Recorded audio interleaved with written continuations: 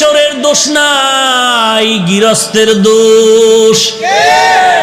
চোরায় চুরি করতে ঢুকছে, দেওয়াল বইরা এক চোরায় মারা গেল, আর এক চোরায় আদালতে মামলা দিছে, বাড়িওয়ালার ফাঁসি চাই। কেন আমার সাথের চোরা মরলো কেন, দেওয়াল নরম করলো কেন? মহামান্য আদালত এমন মগা, মামলা আমলে নিয়ে ডাকছে, বাড়িওয়ালারে ডাইকা কয় তোর ফাঁসি হবে। কেন স্যার?